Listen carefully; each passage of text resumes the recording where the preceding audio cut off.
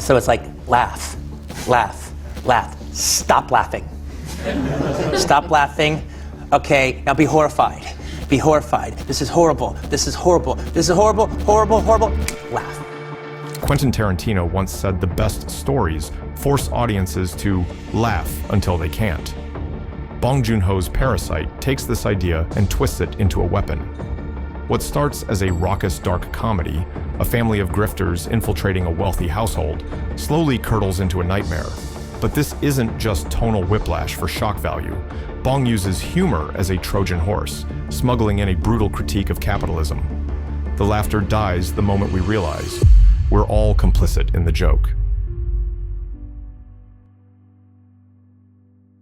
The Kim's infiltration of the Park household is a heist played for laughs. Each member adopts a role: the tutor, the artist, the driver, the housekeeper. Their performances are meticulous, but Bong ensures we never forget the stakes. Notice how the Park's mansion is shot like a maze of glass and right angles, a space designed to exclude.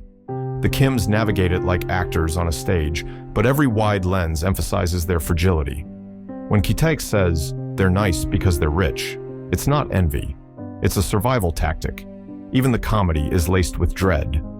Take the peach allergy scheme, a slapstick prank that nearly kills the original housekeeper. Bong frames it like a cartoon, complete with slow-motion fuzz and exaggerated sneezes. But when Moon Gwang collapses, gasping for air, the camera lingers on her face. The message is clear.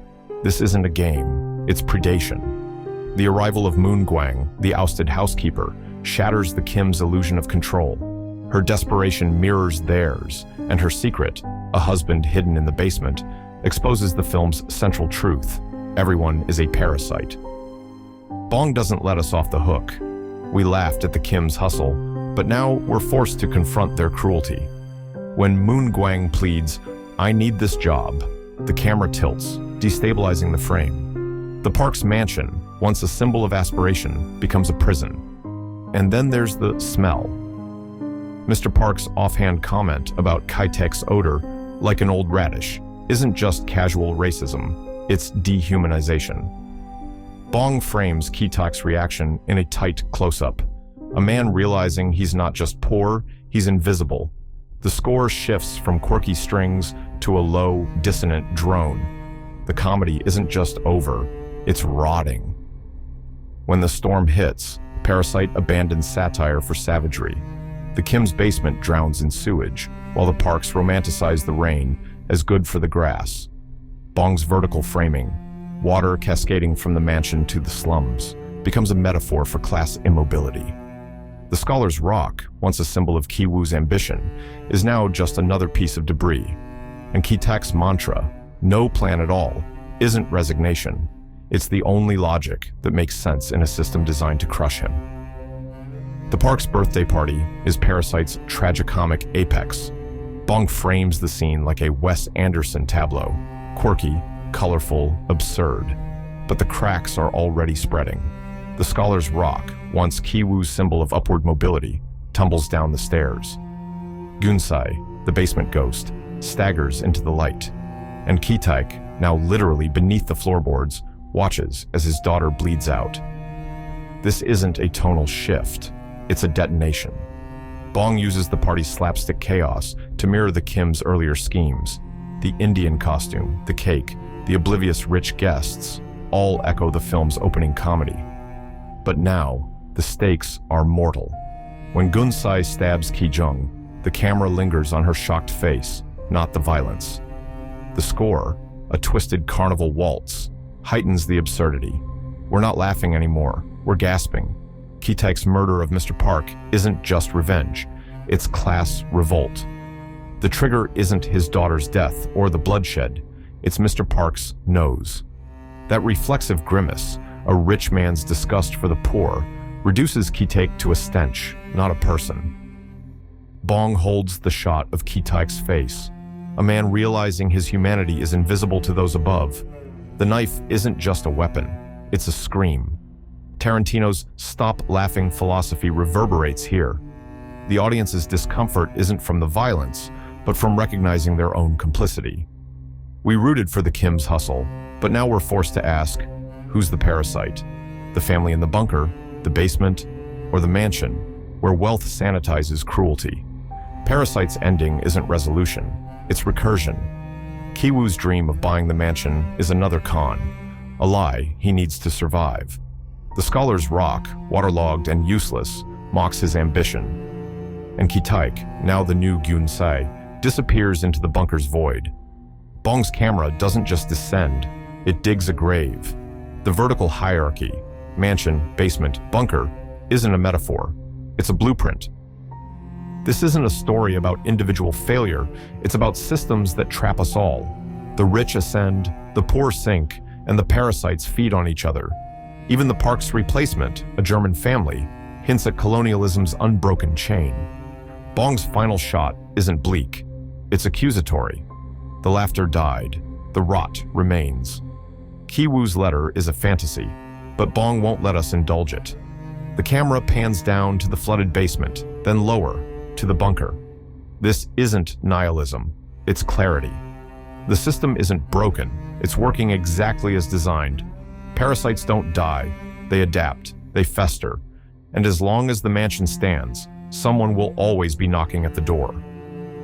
Ki-woo's plan to buy the mansion isn't just naive, it's a survival tactic. Bong frames his Morse code vigil as tragicomedy, a boy clinging to a fairy tale in a world that devours hope.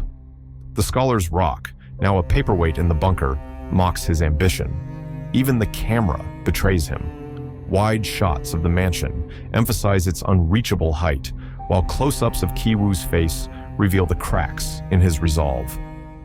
This isn't a hero's journey. It's a eulogy for the American dream, Korean style. The scholar's rock is Parasite's Rosetta Stone. What begins as a metaphor for aspiration becomes a tool of violence, then debris. Bong doesn't just reject Ki-woo's dream, he drowns it. The rock's final resting place, the bunker, mirrors Gun-sae's fate, proving that in this system, symbols of hope are just future weapons. The rich inherit land, the poor inherit lies. Bong's obsession with verticality isn't aesthetic, it's ideological. The mansion, a glass-walled fortress, sits atop a hill. The Kim's semi-basement sinks halfway underground. Gun-sae's bunker? This isn't architecture, it's caste. The higher you climb, the cleaner the air. The lower you fall, the louder the silence. Even the camera colludes. Wide angles glorify the mansion's wealth, while claustrophobic close-ups trap the poor in their squalor. When the German family replaces the parks, nothing changes. The bunker remains, the basement floods, the cycle continues. Colonialism, capitalism, feudalism. The labels shift, but the hierarchy persists. Bong's message is clear. The house always wins. Bong doesn't just critique capitalism, he indicts us. We laughed at the Kim's hustle, cheered their ingenuity, and then recoiled when the violence hit our class. The genius of Parasite is that it implicates everyone. The rich, parasites, the poor, parasites, the audience, parasites. We're all feeding on the fantasy of meritocracy, ignoring the rot beneath. The film's cruelty isn't nihilism, it's a mirror. When Ki-woo vows to buy the mansion, we want to believe him. But Bong's final shot, the camera descending into the bunker's void, is a challenge. Stop lying to yourself. Parasite's universal acclaim isn't accidental. From Seoul to São Paulo, audiences recognize the rot in their own systems. Bong's cruel ending works because it's honest. The mansion isn't a house, it's a global metaphor. The basement isn't a home, it's a ticking clock. And the bunker? That's where we'll all end up if we keep pretending the ladder isn't broken. The laughter dies, the credits roll, and the lie we tell ourselves, that hard work breeds success, crumbles like a waterlogged basement wall. Parasite isn't a film, it's an autopsy. Bong's camera lingers on the Morse code signal, now ignored, as Ki-taek's existence is erased. Colonialism, capitalism, neocolonialism. The labels change, but the house remains. The system isn't broken, it's self-perpetuating. The rich ascend, the poor sink, and the basement floods again. Bong refuses heroes. The park's disgust, the Kim's ruthlessness, even Gun-sae's violence, All are symptoms of a system that reduces humanity to hosts and parasites. The infamous smell isn't just class, it's complicity. When Ki-taek kills Mr. Park, it's not a class war, it's the system devouring its own. The camera doesn't glorify the act, it recoils, forcing us to ask, who's next?